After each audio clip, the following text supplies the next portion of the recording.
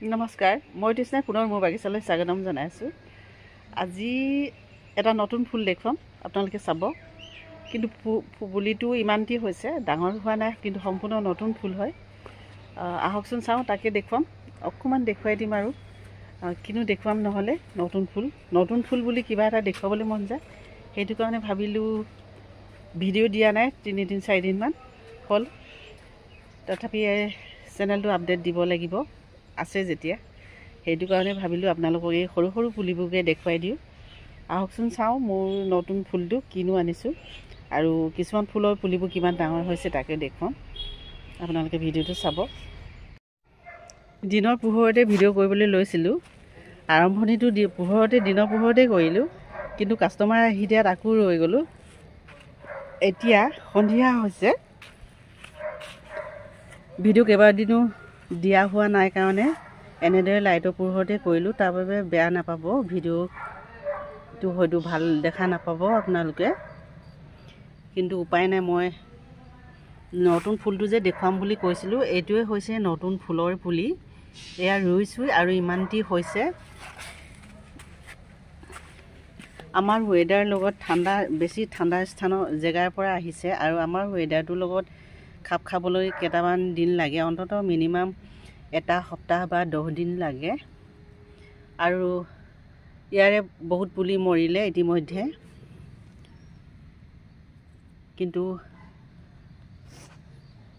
Spring ছিজনলৈকে এই ফুলটো ফুলিব। আপোনালোকে পলম হোৱা নাই এতিয়াও, মই ৰুইছোঁহে। স্প্ৰিং ছিজন পৰ্যন্ত এপ্ৰিললৈকে ফুলিব,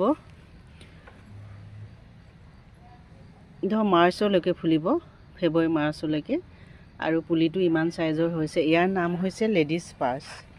আপোনালোকে ইয়াৰ বিষয়ে সবিশেষ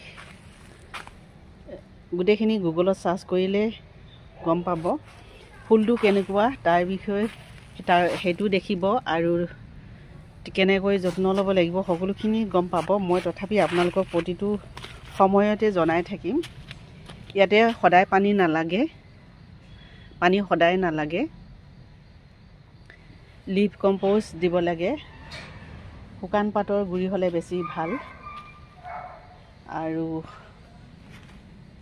মই কেইবাটাও ৰঙৰ আনিছোঁ। এইখিনি বেলেগ ৰংটো বেলেগ আহিব, সেইটো কাৰণে বেলেগ এটা স্থানত ৰাখিছোঁ। মিহলি কৰি দিয়া নাই, একেলগে ৰখা নাই। এইখিনি বেলেগ ৰং আহিব।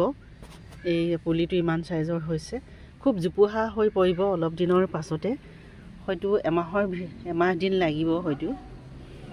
এইখিনি এনেদৰে ৰুইছোঁ, দেখিছে? ইমান 8 ইঞ্চি পটত, কিছুমান 10 ইঞ্চি পটতে ৰুই দিছোঁ। যিমান ডাঙৰ পটত দিয়া যাব সিমানেই ফুলজোপা ডাঙৰ হ'ব বুলি আশা কৰিছোঁ।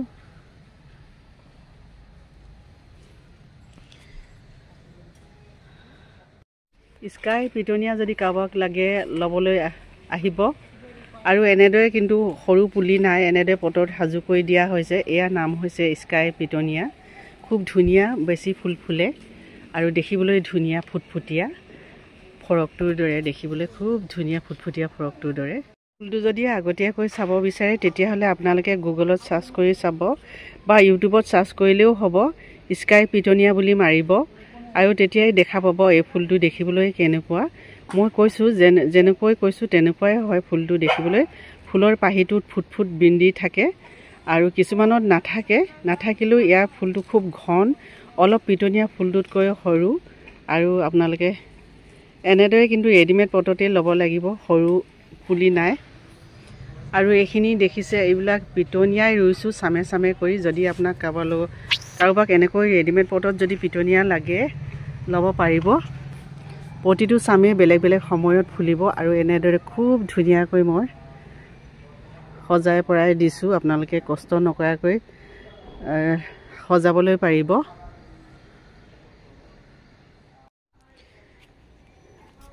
সন্ধিয়া সময়ত ভিডিঅ' কৰি দিছে বুলি আপোনালোকে ভুল নুবুজিব, কাৰণ মই দিনত খুবেই ব্যস্ততাৰ মাজতে পাৰ কৰোঁ, ব্যস্ত হৈ থাকোঁ, আৰু পুৱাৰ পৰা সন্ধিয়ালৈকে বুলি ক'ব পাৰি।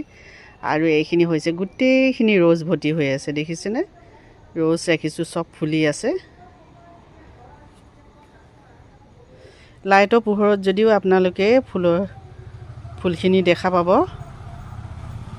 কিবা এটা সন্ধিয়া লাইটৰ পোহৰৰ ফুলৰ ৰূপটো বেলেগ দেখা যায় অকণমান, আৰু পুৱাৰ ফুলৰ ৰূপটো দেখিবলৈ বেলেগ লাগে, কিন্তু তথাপি পুৱাৰ ভিডিঅ' কৰা নহ'ল আৰু এতিয়াই দেখুৱালোঁ আপোনালোকক। আশা কৰিছোঁ ভিডিঅ'টো নিশ্চয় আপোনালোকে চালে। যদি ভাল লাগিলে কমেণ্ট ছেকশ্যনত এটি কমেণ্ট কৰিব। যদি আহিবলগীয়া দিনকেইটাত যদি আকৌ নতুন ফুল চাবলৈ বিচাৰে, নতুন ফুল যদি সংগ্ৰহ কৰিব বিচাৰে, তেতিয়াহ'লে মোৰ চেনেলটো ছাবস্ক্ৰাইব কৰি থ'ব বুলি আশা কৰিলোঁ। যদিহে আপুনি নতুন ফুল সংগ্ৰহ কৰাত আগ্ৰহী আৰু নতুন ফুল চাই যদি ভাল পায়, ফুলৰ প্ৰতি যদি আপোনাৰ বেছি দুৰ্বলতা আছে, তেতিয়াহ'লে ফুলৰ চেনেলবোৰ ছাবস্ক্ৰাইব কৰি থ'বলৈ পাহৰি নাযাব। আশা কৰিছোঁ মোৰ চেনেলটো তেনেকৈ ছাবস্ক্ৰাইব কৰিব।